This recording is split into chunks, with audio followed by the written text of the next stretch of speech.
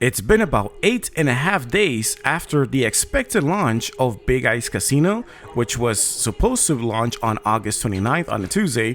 But as we see right here, there's still no launch of the beta version of the casino, of Big Ice Casino, aka 819 Casino. In this video, I'm going to share with you guys what is the current updates of Big Ice, as well as where I think this project is heading, my prediction on this project, and lastly, which is very unfortunate, but why I think, in my opinion, that they're able to get away with this. And I understand it's very unethical, it's very wrong, and perhaps even very unlawful, but I'm gonna share with you guys why I think they're able to get away with this. So make sure you guys watch to the end. What's going on, guys? Crypto Hoy here. So let's jump right into the updates, and spoiler alert, there isn't any updates.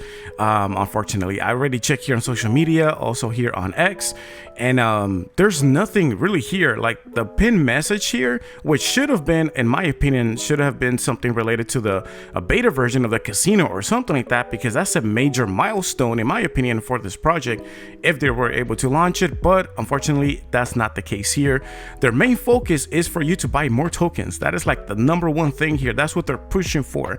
Their main focus is to buy more tokens. But the question is, how do you expect for investors or holders to buy the new token when you haven't even delivered yet, you know? So there's not much trust that holders and investors can hold on to when the previous one is flawed. And there's still people like struggling trying to get claim their tokens. They're still having trouble with that. But as I scroll down here, there isn't really much, just like a whole bunch of cat memes, really, either from them or that they like repost from another Twitter or X post here. But they just like pretty much just a whole bunch of memes of like cats, nothing really updating us on what's going on with the project, unfortunately. And yeah, it kind of seems like if nothing has happened, okay, it's like it's just another day, it's just another Wednesday, and like if nothing wrong has happened previously, which I don't think this is right, because while they're here just posting regular stuff, which I don't even know if it's really them, it's already pre-programmed. They have some PR person already like preparing all this stuff for them, but they're acting as if nothing wrong is happening here. Now, taking a quick look here at the price, right now it is there's like 5 zeros and a number 6, which just keep in mind, okay, comparing that to the pre-sale, okay, the first on stage 1 there was only 3 zeros. All right, let's kind of put this in perspective. When it was launched, okay, not launch, when it was on the first stage of the pre-sale, okay, it was 0.0001. When now there's like point and there's 5 zeros and a number 6. So just that is like, it has gone down really, really bad. Okay, so again, there's point and then there's 5 zeros and then a number 6. And my prediction here, what I think what's going to happen to Big Ice is that if they don't deliver, they don't do anything. As far as I know, I don't even think they had an AMA. It was supposed to happen on Friday, and then it was postponed on Monday, and then Monday came and then nothing happened, because I would think that if they had an AMA, they would at least posted it here or even on Telegram. But I already checked on Telegram and there's no pinned like messages there that you can actually go to see the AMA, which was supposed to happen on Telegram, but I do not see that there, which they have done previously, or not previously, but before they have done an AMA, which is just texting, pretty much just text AMA, but they have at least pinned it up there somewhere on one of their old AMAs. But this time there's just nothing. It's like almost as if they are ghosting. All right, it's like if they're ghosting the holders, ghosting the investors, not giving any updates. And in my opinion, I think that's a really, really bad route to go, especially when you're trying to regain their trust. And when you give promises and you're not fulfilling them, it just gives you a really, really bad look, making you look like untrustworthy, and even you're giving out traits as a scammer, and that's just what it is. Okay. They're giving out these vibes, these traits, as in they're just trying to like slowly ghost people and then eventually just like run off to the horizon or something. But anyways, let's go back over here to conclude on my price prediction, or better yet, on the future for this project, on what I think is going to happen or where this project is heading. I think that up until this already point, even if they were to launch the casino, even if they were to do that, I think that they have already lost a lot of the investors' trust and holders, that it's nearly unrecoverable. And that's just my opinion, okay? And feel free to share yours in the comment section down below. But up until this point already, they have already lost, like the same way how it felt, 99% already down or negative. That's also the trust that they have lost from the holders and from the investors. Okay, that's just my thing here. So even if they were to launch it, I don't think that it's going to ever recover the price up that high. It might see a little slight bump, but it's not going to be significant. Even if the price were to go up to stage 1, that's still not good enough, because it needs to overpass, stage 12 price or the launch price. But I don't see that happening anytime soon, or perhaps ever. But again, that is just my opinion. Now, just to conclude here this whole video, why I think that they're able to get away with this, and yes, it is unethical, it is unlawful, it is wrong, straight up wrong. But why I think that? Well, because they say so in their white paper. Okay, so when we go here, we can scroll all the way down here into the white paper, and when you click on it, they have a new white paper, which now they have renamed it to Big Ice Infinity. And if you scroll all the way down here, on this page right here, I think it's page 14. No, hold on. Here on page 13, it says something very, very scary. And it says, the Big Ice Infinity utility or the project described in this white paper are not guaranteed to be delivered. Okay, so hopefully you guys caught that. But it says that this whole project, okay, the Big Ice Infinity utility or the project described in this white paper, everything described here, right? From the first to the last page, it says right here that are not guaranteed to be delivered. So in other words, they don't have to deliver anything. They just have to make promises, all right? Kind of like, when they're like one person is leading the other person, kind of selling the dream and stuff like that. Well, that's pretty much what it seems like they're doing here, this tactic, which is they're just selling the people the dream. They're just selling, promises and roadmaps, but they are not subject to delivered on these promises. Like it says right here, is not guaranteed to be delivered. So in other words, they're off the hook. Okay, it's like there's no like accountability here. All right, and stuff like that. And in case you're wondering, this was also on the previous one. Okay, like on the previous pre-sale for Big Ice wallpaper. So if I also checked this, which is pretty much the same as this one right here, the one you guys see on the right. Let me just minimize that. So we see here, this is the new one for Big Ice Infinity.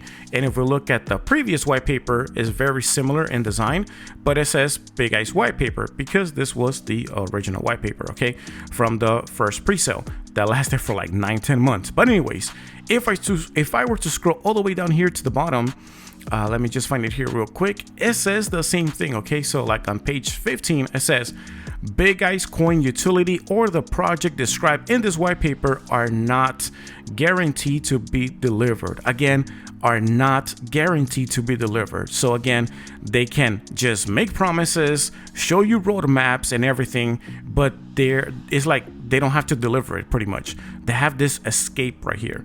So that's why, in my opinion, I always say that cryptocurrency, especially pre-sales, are like one of the riskiest things you guys can like go into.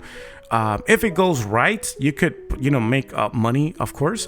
But if it doesn't, which is most of the times, you could lose a lot of money as well. And for this reason, I think that they're able to quote unquote get away with this is because if anything, they can just go back over here and just state on their, on their white paper and on their disclaimers and blah, blah, blah, all this bunch of stuff, and just say, well, just blame it on the investors and the holders. Well, they didn't read the white paper, they didn't read the disclaimers. And I always hear this excuses actually from not just like the CEO or whoever created the token or whoever's representing this project, but I always hear this from a whole bunch of projects that whenever the token kind of like just tanks, they always blame the holders. They always blame the investors for either not holding or not being patient, or because they decided to sell, or they're only in this for the pump and dump and not for long term, and they need to be patient on the development of the projects and the roadmap and all this bunch of stuff. And pretty much they're just like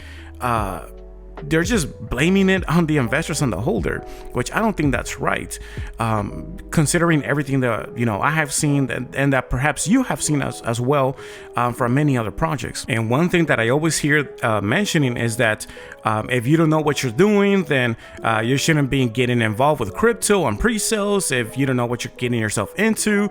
They say that after the fact, but before the fact, during the pre-sale, it's buy. Like, get into this, FOMO. Don't miss out. Get into this right now. And this is exactly what we're watching here with Big Ice. It says here, prepare to win big. So pretty much they're just trying to like hype up the new token, the pre-sale. It says countdown till big price increases. So again, trying to create scarcity, trying to create this type of scarcity, of trying to convince you to buy this token. So right now, it's all about buy. Get this, don't miss the opportunity. There's a, that it can potentially like 10x or whatever. Buy now since it's at a cheap price, because when it launches, it's going to be a higher price. You're automatically already going to like 2x, 3x or whatever. But once it launches and it tanks, it's like, oh, it's your fault. You didn't do your research. You didn't read the white paper. You should have known what you were doing. Hey, this is crypto. This is how it works, and a whole bunch of other excuses. Blaming it on bots even when it tanks. And yeah, but you may ask, okay, but what about accountability?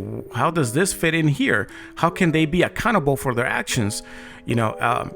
And to my knowledge, it's very hard to bring them, to get accountability from them, because they're not an established business, all right? Like similar to FTX, okay? Quote unquote, established business. They were doing a lot of bad stuff, like off the books and stuff. But anyways, the point is that the reason why the law was able to go after FTX and not many of these smaller pre-sales is because FTX was an established business, okay? They had some sort of business establishment already. They had an address, they had employees. So in other words, they were able to kind of go after them. In this case, they can't. It's very difficult to kind of go after them. And also, you need to remember that with FTX, they also provided like percentages of certain returns, all right? Which were like too good to be true. And that saying goes that if anything sounds too good to be true, most likely it is. And so that's one of the reasons why the law, were able to go after FTX, but they're not able to go after these like pre-sales that are coming up right now.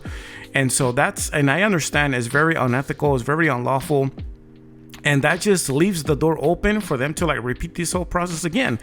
They can just, create a new token, not necessarily like what Big Ice is doing, but they can create a whole new one, right? With a whole different theme, a whole different, like design and everything. A whole, like, instead of using a dog and a cat, they may use like a bird or a frog or whatever, and then just hype it up and then just get their, create, like raise a whole bunch of funds and then take those funds, leave a little bit, right, for the right here for the exchanges so they won't look bad, and then just repeat the whole process again.